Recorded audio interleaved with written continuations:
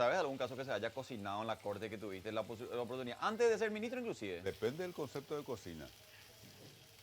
Depende del concepto de cocina. No, que se haya cocinado, que vos sabés que se cocinó. Por ejemplo, en realidad todo se cocina. El tema es que si es una cocina espuria o una cocina buena. Por ejemplo, cuando vos elaborás una sentencia, ¿Hay alguna manera legal de cocinar algo? y esto es legal.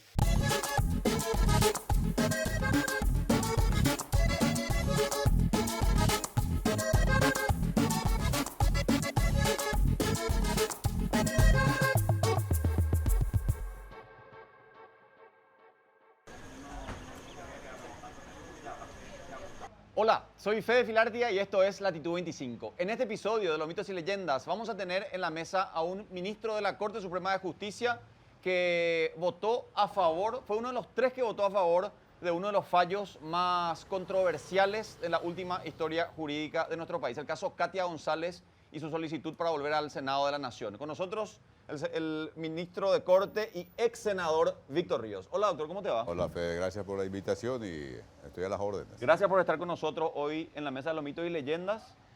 ¿Ha habido lomitero, me han dicho por ahí? Sí, bastante. Ha habido lomitero, Sí, pero que nos sí, estamos bastante. cuidando últimamente con el tema de la... Estamos con un tema de prediabetes. No entonces puede comer vamos. pan, me dijo el ministro. Pan. Brillante. Solamente pan de masa madre. Pan de masa... Sí. Chuchi, entonces tu lomito va a ser ministro. Sí, sí, pero bueno, hay que cuidarse para Hay no... que cuidarse, exactamente, hay que cuidarse. Bueno, ¿qué querés comer? ¿Un lomito sándwich, un lomito árabe? Agua. No, para tomar sí, pero para un lomito árabe que no tiene pan, Sí, pan blanco. algo livianito. Livianito, ok. Sí. Y vamos a tomar agua para vos y yo voy a tomar una cervecita. Una ¿Te puedo birra. pedir un lomito árabe de carne para el ministro Ríos? Yo quiero un sándwich de carne sin aderezo porque después le quiero poner las Hellmann's asado. Y también te quiero pedir una cerveza para mí y un agua para él, por favor. Y a vos que te estás preguntando cuál es la esencia del albirroja, puede ser la garra, el juego aéreo, pero sí o sí es el asado. Por eso Hellmann's se trae una nueva mayonesa para disfrutar de esta esencia cuando quieras, con cada comida, todos los días. Ponle asado a tus comidas y alentá a la albirroja con la nueva Hellmann's asado.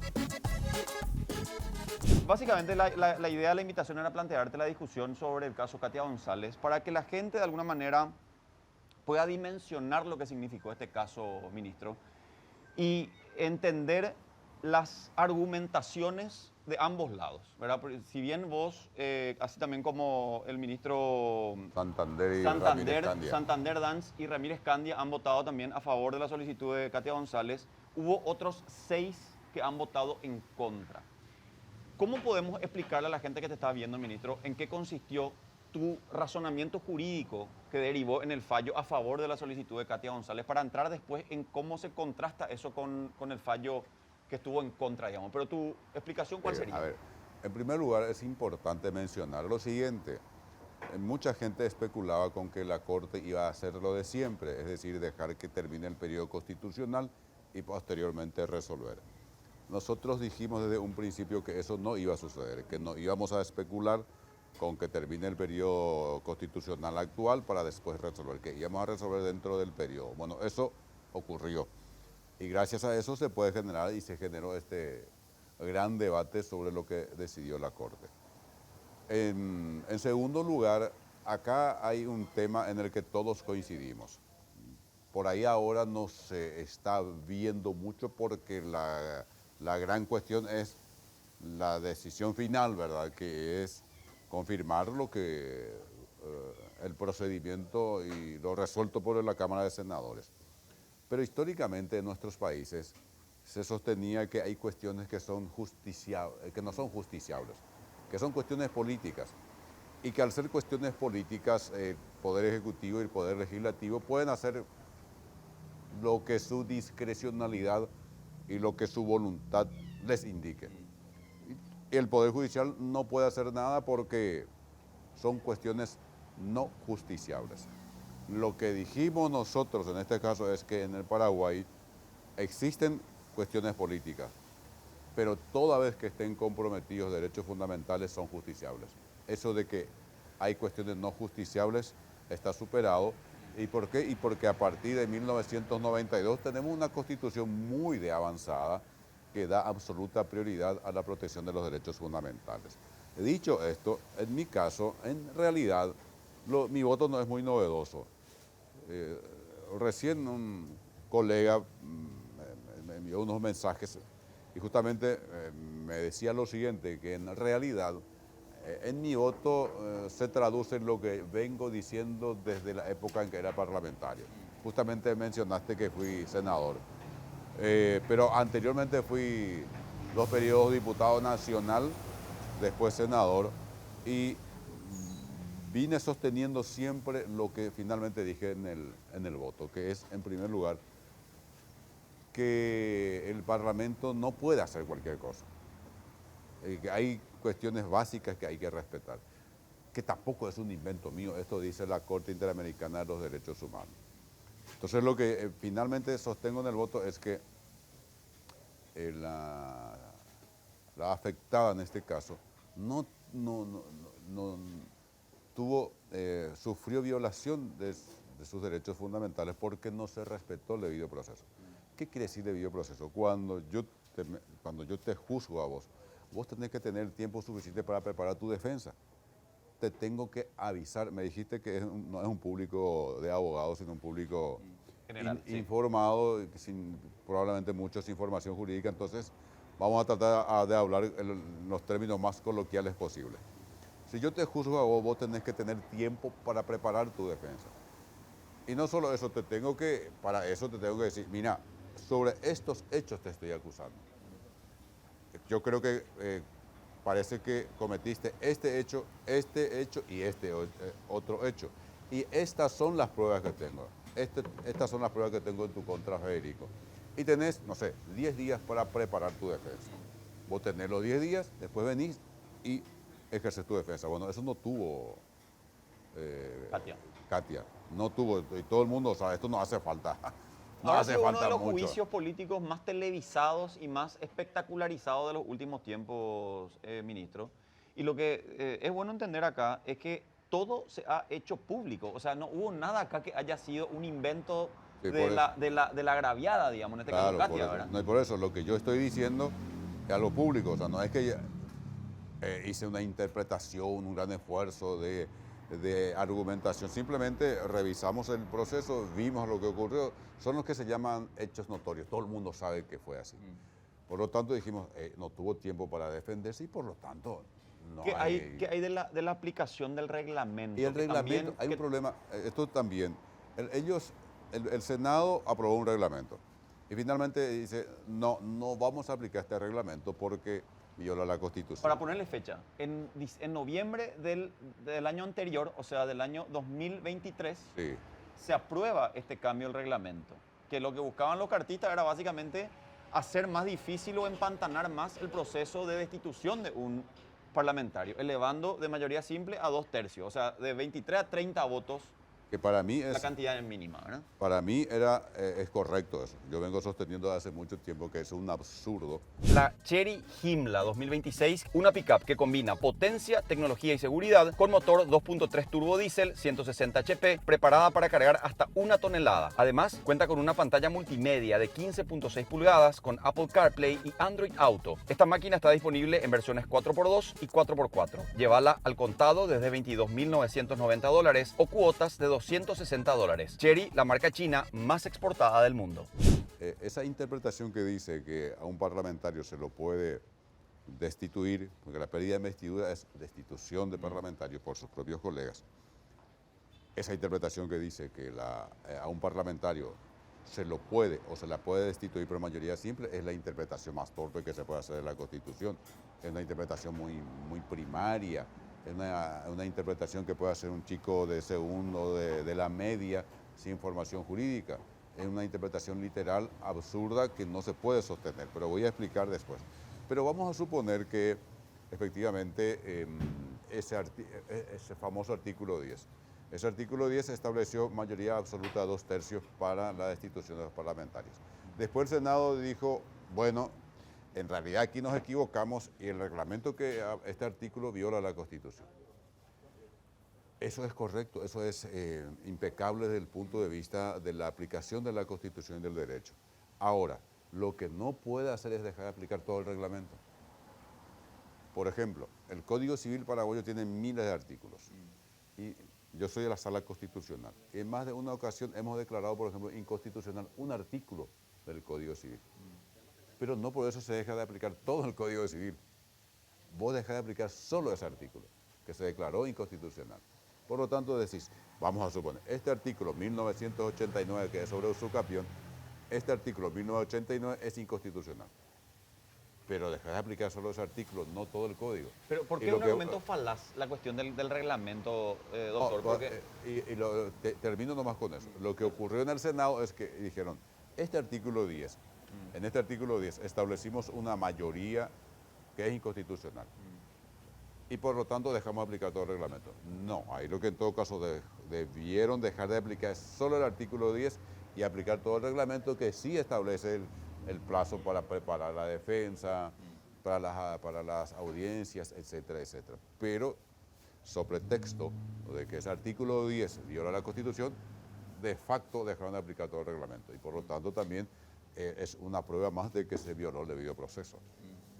qué emblemático es este caso, ministro, porque ahora, sentado este antecedente y a efectos jurídicos, cualquier otra persona que de alguna manera pueda o quiera avasallar los derechos de otra persona ya tiene el camino allanado para hacerlo. Hoy, digamos, con este antecedente, no hay ningún impedimento para que también se proceda de la misma manera con otro parlamentario. Es una interpretación posible, pero no te olvides de lo siguiente. La Corte ahora fue integrada por dos camaristas, lastimosamente dos colegas, sus excelencias Jiménez y Garay, ¿Por qué se lastimosamente? inhibieron. Ah, se inhibieron. Hubiera sido bueno que los 9 ministros nos expidamos sobre el tema, porque de todas maneras esto queda como un hecho puntual, un caso puntual, pero supongamos que se presente otro caso similar y ya estos dos camaristas que integraron ya no van a integrar la Corte. ¿Cuál fue el argumento para inhibirse? No recuerdo, che. No ¿Pero revisé por eso. motivos políticos o cuestiones...? Creo que fueron por cuestiones personales, que hay que respetar siempre, ¿no? Sí. Pero hubiera sido bueno que los 9 ministros nos expidamos. Ahí uno podría decir, bueno, acá ya hay un camino trazado, pero como son dos camaristas, y mañana vamos a suponer se presenta otro caso similar, y serán otros camaristas, y por ahí tienen otros criterios. Pero lo repito, lo importante aquí es que la Corte ha dicho, señores, no hay cuestiones no justiciables. Claro. Todas las cuestiones son justiciables. Y en consecuencia el Poder Judicial puede entrar a estudiar, por ejemplo, que se respete el debido proceso. Nosotros no nos podemos expedir, el Senado es libre de disponer en este caso, de decidir si se considera que hubo uso indebido de influencias o no. Nosotros lo que controlamos es el procedimiento, que se respete el debido proceso. Claro. Mi intención acá es traer la discusión y, como te decía antes de empezar, tratar de bajar la discusión a una interpretación común, ¿verdad? Cuando el presidente del Congreso, el presidente de uno de los poderes del Estado, manifiesta de que la Corte no puede inmiscuirse en temas internos y disposiciones políticas del Senado, ¿cómo se interpreta eso desde la Corte, sabiendo que justamente a pedido de la afectada, la Corte debe emitir un fallo que eventualmente puede tener algún tipo de Porque injerencia? evidentemente el presidente del Congreso se alinea a esa corriente de pensamiento que dice hay cuestiones no justiciables. No hay que perder de vista que la idea de las cuestiones no justiciables, de que hay cuestiones políticas en las que no puede inmiscuirse el Poder Judicial, es una idea muy arraigada en el mundo jurídico, en los distintos sistemas jurídicos. Pero creo que no es no justiciable, solamente... o sea, como si fuera que porque es una cuestión Sí, política, porque ya no puede más. sí. Pero es una corriente muy fuerte que fue perdiendo fuerza en los últimos tiempos nomás, pero no solo en Paraguay. Uno mira a Argentina. O sea, toda arbitrariedad se disimula con la porque- excusa de la dice de una la decisión cuestión, política. una cuestión política. Y es una tesis sostenida, fundamentada, argumentada por muchos estudiosos del derecho. No es, y en realidad es una creación jurisprudencial, se llama eso. Es decir, los poderes judiciales, evidentemente, no querían chocar con los poderes políticos y dijeron, bueno, vamos a decir que hay cuestiones que son políticas en las que nosotros no nos inmiscuimos. Y si se inmiscuyen, Pasible superposición de... juicio político, etcétera. Si no te es suficiente con la Hellmann's asado, que ya de por sí es suficiente, acá tenés el ketchup Hellmann's, el ketchup más rico de todo, que hace presencia en la mesa de los mitos y leyendas. Cuando caen las dictaduras militares en América Latina, se aprueban nuevas constituciones y esas constituciones dijeron no, no, no, no. Sobre texto o con la excusa de que son cuestiones políticas, ya no vamos a permitir que se violen ciertos derechos fundamentales. Y bueno, y en esa línea hoy se inscribió la Corte. La Corte de Paraguay dijo, sí, entramos a estudiar el caso. Pero, Ahora, por mayoría dijeron, bueno, aquí consideramos que no hubo violación del debido proceso. bueno, este te voy a vos, este Bueno, para vos. muchas tu gracias. lomito árabe, este para mí. Bueno, Y te voy a muchas pedir exactamente la Hellmann's asado y el ketchup. ¿Te diste cuenta que la Hellmann's asado tiene la albirroja? Ah, mira, che, qué maravilla, qué Tiene la maravilla. albirroja, viene con la albirroja impregnada en el envase, ministro, como para alentar a la albirroja Necesitamos mucha en energía el para torneo Paraguay. internacional de naciones. Y el ketchup Hellmann's que viene con la alternativa. Ah, mira, ¿Te diste che, cuenta? La alternativa de la albirroja Maravilla. también en la etiqueta. Así que gracias, Hellmann's, estamos a full con por Paraguay. estar con nosotros. Esta es la mayonesa asado, ministro, que es el sabor ahumado de una costilla. Mira lo que da, ¿entendés? Esta es la Hellmann's asado, así que todos deberían ir corriendo a conseguir. Hellmann's. Te invito ahí para que puedas probar. Pero ministro. no sé cómo estará con mi prediabetes. No, che. un poquitito, no te va a hacer nada. Un poquitito. Piensan todos los amigos de Hellmann's, así que Sí, está todo calculado. está todo calculado. Sí. Cuando vos sos una persona que hace tiempo, hace décadas, bueno, bien lo dijiste, vos fuiste diputado 2 veces, senador, ministro de Educación y demás, siempre estuviste vinculado, decano de la Universidad de Pilar, siempre estuviste vinculado, digamos, al derecho y a la discusión hasta filosófica del derecho, ¿verdad?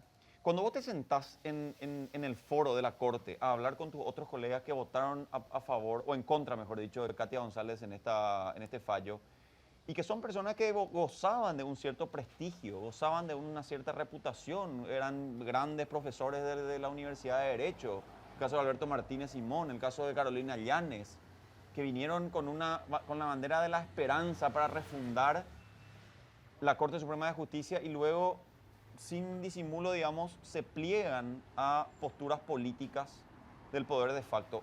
¿Qué te dicen ellos? O sea, ¿qué discusiones hubo internamente dentro de la Corte?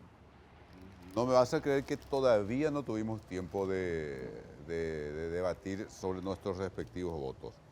Porque, ¿qué es lo que ocurrió? Empezó el proceso de votación y fue pasando despacho a despacho, despacho a despacho. En mi caso fui el tercer voto.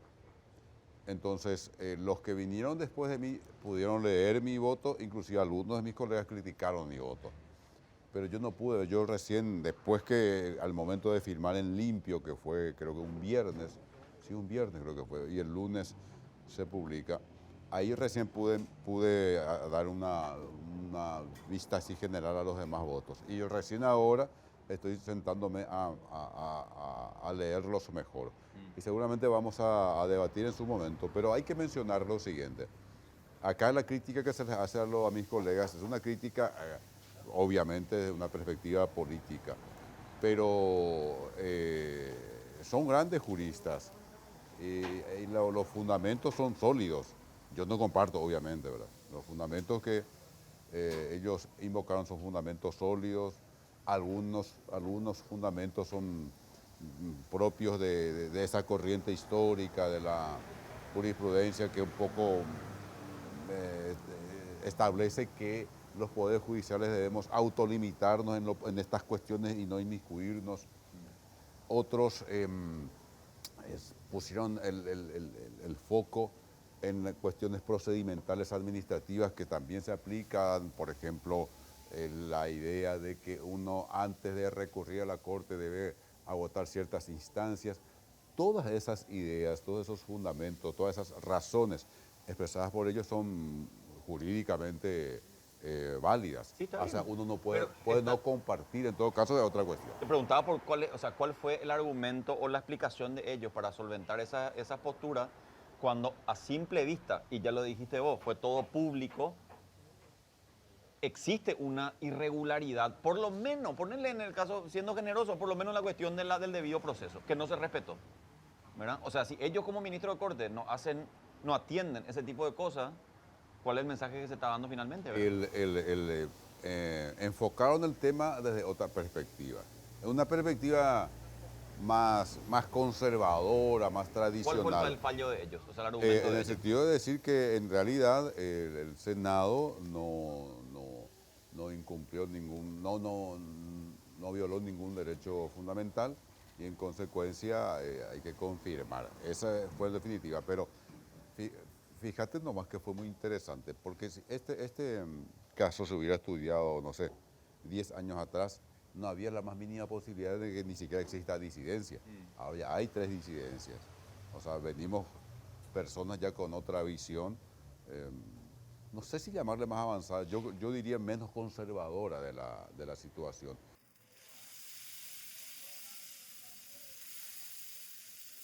Esto que se reflejan en los votos y esto que se refleja en la sentencia de la Corte es lo que se enseña en las facultades.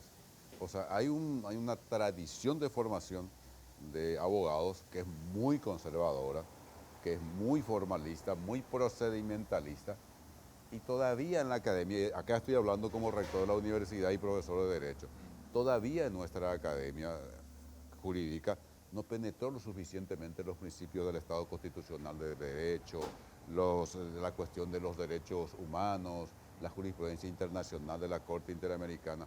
Si vos preguntás, ojalá un día invites a algún profesor de derecho humano, de derecho constitucional, o algún estudiante de derecho avanzado, y estas cosas todavía no penetran en los planes de estudio de nuestras universidades. Esa reunión que hubo en Brubicharoa con el presidente Santiago Peña, de los ministros que coincidentemente después votaron en contra de Katia González, ¿qué te dijeron ellos o qué dijeron ellos a efectos públicos? Porque lo que trascendió fue una cuestión de dime y direte, nunca hubo una aclaración formal. Se dijo que sí, que era una visita formal nada más, pero que no se abordó los puntos de la discusión. O sea, hay elementos fácticos que uno dice, bueno, que cuanto menos levantan sospechas, ¿verdad? No, yo entiendo esto. En el debate público-político, obviamente, eso se generó y hay una gran discusión. Nosotros, o sea, la explicación que en mi caso recibí de mis colegas es que fueron a conversar sobre la cuestión presupuestaria y sobre este tema que tiene que ver con la gestión del Poder Judicial Sí. eh, basada en los eh, famosos superintendentes. Viste que nosotros los ministros tenemos circunscripciones judiciales donde somos Por regiones. superintendentes, por departamentos. Y ahí también hay una disidencia. Yo creo que es un estilo de gestión que hay que ir modificando. Y había una ley que imponía una rotación. eh, Creo que en ese momento ya había una media sanción para derogar esa ley y me parece que también fueron a conversar sobre eso con el presidente de la República y además sobre cuestiones presupuestarias. Esas son las explicaciones, esa fue la explicación que en mi caso por lo menos recibí de mis Pero colegas siendo un ministros. ávido político, ministro, siendo un ávido político y conociendo cómo se mueven los hilos del poder, ¿te convenció esa explicación? Yo institucionalmente no puedo hacer otra cosa, o sea, tengo que... No, pues eh, como Víctor Río te pregunto, no como Mira, yo ministro no Correa. entré a pensar en eso porque lo que me interesaba es que la Corte no termine tan afectada en su imagen por esa situación. Entonces, inclusive, me pareció interesante y lo que más exigía era que haya una explicación pública de qué fue lo que pasó. Después cada uno decide si cree o no ¿Te esa sorprendió que explicación. Carolina Llana y Martínez Simón y otros de la Corte hayan tomado No, esta postura o no? no me ¿No te sorprendió. sorprendió? No me sorprendió. Esta postura en Sí, el sí, sí, caso el de... caso Katia González. no me sorprendió. Porque, repito, yo tengo que ser también muy honesto. Yo creo que ellos fueron intelectualmente honestos. Es su visión del derecho. Y bueno, en ese O sea, sentido la resolví argumentación de lo... ellos es básicamente, esto fue un juicio político, con Exacto. criterios políticos, Sí. y eso no es judiciable. No dijo que sean justiciables, dijo dentro de lo que es la naturaleza del juicio, marco parlamentario, No tiene por qué darse el debido proceso, entonces. en el marco político institucional, ahí, analizando de esta perspectiva, nosotros no observamos ninguna violación del debido proceso. no dijeron que no es justiciable. Sí dijeron que es justiciable, analizaron y dijeron que no corresponde. ¿Qué? Y otros dijeron, no recuerdo quién dijo, no, debió agotar el trámite interno, que eso sí ¿Qué, cómo si no le dejaron? no aclaró también, o sea, a qué se refiere, ¿verdad? Porque eso en derecho administrativo se usa mucho. Dice, a ver, vamos a suponer un ministro del Ejecutivo, vos sos funcionario del ministerio y te echan. Y te dicen, bueno, pero plantearle la reconsideración al ministro. Y si él no te acepta, ahí vas al Poder Judicial. Sí. Pero en realidad esa es una cuestión facultativa ya, porque si ya te echó, ya es muy difícil No, cambiar de obvio, postura. totalmente. Y además ya el daño ya está hecho. Sí. Si Katia González apela y va, bueno, no sé si apela, pero va a instancias internacionales y la justicia internacional falla en contra del Estado paraguayo, nuevamente una indemnización millonaria podría, como ya hubo caso Sí. en el caso fiscal Nissen, en el caso del exministro de la Corte Suprema Ríos Ábalos Fernández y Gadea, Fernández Gadea además. el caso de estas Bonifacio Ríos, parcialidades. claro, Bonifacio Ríos Ábalos. Y si te gustó este episodio de Los Mitos y Leyendas, sumate a la comunidad, suscríbete al canal en Spotify y en YouTube y dale like, compartí y comenta todos los episodios que tenemos para vos. Bueno, pero emblemático. por la impericia, por la intencionalidad o por llamarle palito de algunas cuantas personas, el Estado paraguayo tiene que hacerse cargo después de esa reposición. Sí. Esto es un negocio muy lucrativo para mucha gente, ministro, porque si vamos a estar nosotros aplicando medidas arbitrarias para cualquier persona que nos compromete políticamente, pues Katia González era, convengamos que era una persona que molestaba, ¿verdad?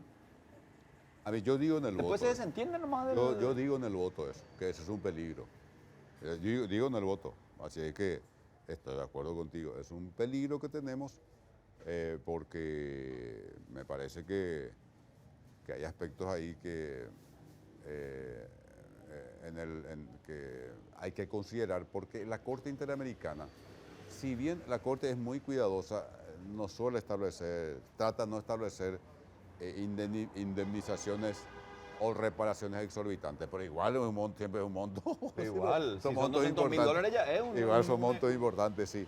Y tenemos que pagar todos, ¿verdad? Somos los contribuyentes. Porque si decime si la reposición venía del bolsillo de esa persona que fueron las que... Bueno, y eso yo cuando estaba en el Parlamento les decía a mis colegas, no es cuestión de hacer cualquier cosa, hay que tener un poco de sentido de responsabilidad institucional. Es muy fácil decir, bueno, yo tomo esta medida total, si el Paraguay es condenado de aquí a 15 años, yo ya no estaré en funciones, pero bueno, hay que ser un poco responsable con un Estado con serios problemas para satisfacer necesidades básicas de la población.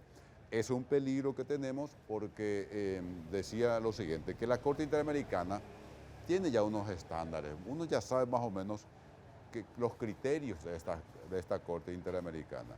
Y por ejemplo, en el tema de plazo razonable, la Corte es implacable, o sea, si uno no dio plazo razonable, un mínimo necesario para preparar la defensa, casi siempre la Corte termina condenando porque ahí está la clave. Eso es fundamental para que funcione un Estado de Derecho. Me encantaría preguntarte cosas vinculadas... Conven a los mitos, doctor, ¿no te gusta? Acá se me pasó mi entusiasmo. Se te van a enfriar todo. Me encantaría preguntarte cosas del ámbito político, porque vos como ex senador sos una persona que era uno de los pocos pilares intelectuales del Senado, ministro, pero yo sé que vos no podés, por una cuestión de investigador, no podés hablar de temas políticos para para que no te comprometa eso en tu rol de ministro de Corte, pero ¿cómo estás viendo vos hoy la dinámica política dentro del Senado, dentro de la Cámara de Diputados? Una dinámica política rancia que de alguna manera se basa más en agravios y en descalificaciones grotescas antes de elevar la discusión como nunca antes se ha visto, ministro. Desde la Corte, ¿cómo vos ves eso como ex parlamentario? Vos sabés que lastimosamente, Fede, es una tendencia que se está imponiendo en América Latina. Yo sigo bastante, no vaya a pensar que perdí el control, digamos, sobre lo que ocurre en la política en general. Y miro desde México para acá, por lo menos. Y hay una corriente muy fuerte donde uno ve esto de las descalificaciones, las groserías, Y uno antes decía, bueno, esto no tiene posibilidad de prosperar. Y uno ve que ganan elecciones. Lo que pasa es que los que cometen ese tipo de groserías, eh, cuestiones así que antes eran impensables en política, y discursos absolutamente violentos, están ganando elecciones. Y eso me preocupa mucho. Realmente me preocupa. Y no solamente en América Latina. Yo no hace mucho estuve en Europa y estuve viendo sobre todo España, Italia, Austria, Alemania. Es un discurso muy violento, muy antidemocrático que está calando hondo en las sociedades. ¿A Y cuánto Paraguay estamos? tampoco escapa de eso. Paraguay no está ajeno a eso. Sí. ¿A cuánto estamos de tener una justicia que empiece a discutir causas progresistas de verdad, ministro? En un país históricamente conservador, en un país donde nunca se han planteado discusiones de fondo, ideológicas, de modelos de país, donde nunca se ha tenido un debate ni en el Congreso, ni en la, ni en la, ni en, ni en en la Corte, ni en instancias políticas, que de verdad desafíe a las autoridades a reflexionar profundamente sobre esa realidad de que hoy vive en nuestro país y que todos quieren tirar la pelota fuera de la cancha porque no les conviene agarrar la pelota tratada, ¿verdad? ¿Cuándo la Corte va a empezar a tener que dirimir ese tipo de conflictos más filosóficos, más de profundidad que siempre está eludiendo, digamos? Vos sabés que nadie nunca me hizo esta pregunta y es una pregunta central, así que te agradezco por eso. Nadie nunca me preguntó. Eh, el Poder Judicial en los países depende mucho de la ecología institucional, del contexto político-cultural existente en ese país. Por eso es que muchas veces dicen, a ver, finalmente la Corte termina alineándose al poder político. Lo que pasa es que las Cortes, los poderes judiciales en sí son conservadores. ¿Cuándo se van a discutir cuestiones más progresistas? Cuando la sociedad, cuando el contexto cultural nuestro sea menos conservador. Paraguay es un país ultraconservador. Acá se piensa que hay cuestiones que son naturales cuando no lo son, cuando no las son. Y esto ocurre siempre. Si uno mira la trayectoria de la Corte, de la Suprema Corte de Estados Unidos, muy distinta es la Corte de Estados Unidos con gobiernos republicanos y con gobiernos demócratas. El New Deal, por ejemplo, con Roosevelt, eso fue factible porque la Corte, en algunos aspectos económicos, tuvo que acomodar su jurisprudencia a las necesidades del momento. Y ahora mismo la Corte de Estados Unidos, que pasó a tener mayoría conservadora, republicana con Donald Trump, viene cambiando jurisprudencias que parecían consolidadas. Por ejemplo, este tema del derecho de la mujer, bueno, eso se modificó con la misma Constitución. Porque siempre nos dicen, el ejemplo que hay que seguir es el caso norteamericano. Nunca cambió su Constitución, nunca cambió, pero la interpretación va cambiando.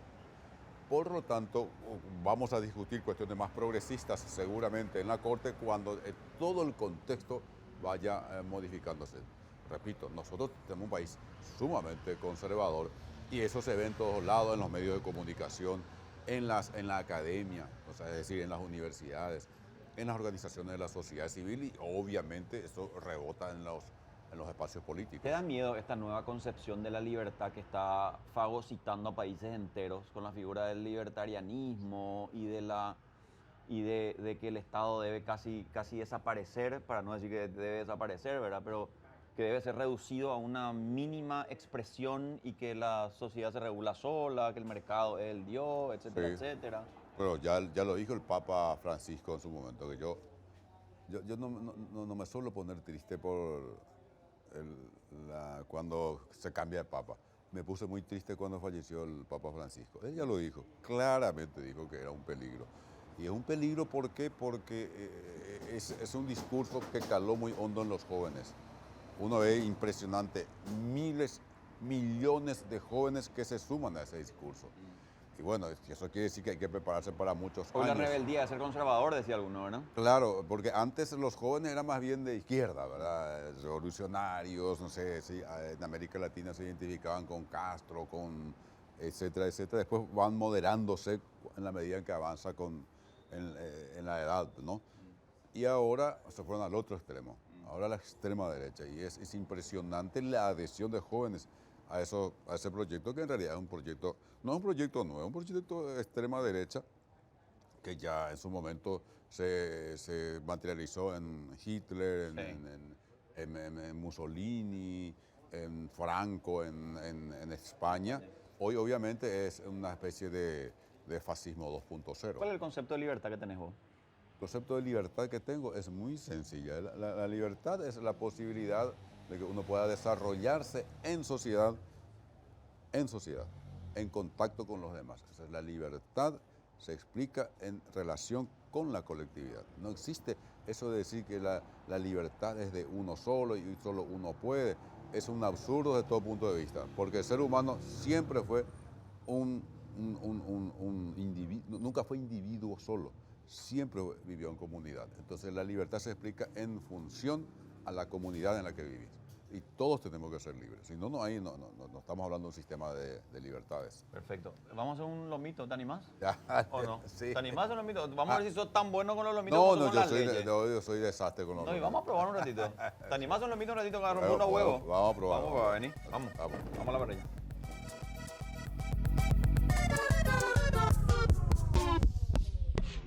¿Sabes algún caso que se haya cocinado en la corte que tuviste la oportunidad? Antes de ser ministro inclusive. Depende del concepto de cocina. Depende del concepto de cocina. No, que se haya cocinado, que vos sabés que se cocinó. Por ejemplo, en realidad todo se cocina. El tema es que si es una cocina espuria o una cocina buena. Por ejemplo, cuando vos elaborás una sentencia, ¿Hay alguna manera legal de cocinar algo? esto es legal. No, pues yo te estoy hablando de fallo en la corte. Esta es una buena cocina. No. Es un arte. Sí, esto es un arte. Entonces también depende. Ahora, si vos venís acá y cocinás un veneno para darle de comer a la gente, es Sí. una cocina Bueno, espuria. pero miren qué astuto cocina que es el doctor Río, ¿Verdad? que ¿Cómo era tu nombre? me desvió. Se nota que sos político, Pablo. doctor, porque sabes que me chuleaste así la... No, es que el tema pero yo es como que soy un periodista sagaz, te voy a volver a insistir lo con que la pasa pregunta. es que siempre cuando se dice cocinó algo, en realidad se usa en un sentido peyorativo. No, pero ¿sabes a Pero qué me refiero? en realidad, bueno, si se refería a hubo casos en que se tergiversaron, se No, que distorsionaron. hubo plata de por medio para fallos, No, yo no conozco nunca. ¿no? Siempre hay versiones. Vamos a ver, ¿quién quiere? Allá en el fondo, amigo. A ver. Amigo, vos querés un lomito hecho por el ministro de la Corte, Víctor Ríos. ¿Aceptás? Dale, brillante. Le llevas a tu cliente, por favor, Vamos ministro. a ver, ¿cuánto hay que cobrar esto? Le llevas a tu cliente, le cobra, ¿cuánto era? 35. ¿Eh? ¿Eh? El ministro le cobra, no, pero ¿Cuánto? eso va a quedar muy mal si le cobra al ministro. ¿Cómo te llamas? Sí. Lo digo. ¿Vos estás de casualidad o está todo armado? Los regalos de la casa, regalo de la casa. Ah, Sí. ahí lo digo. Ahí estamos.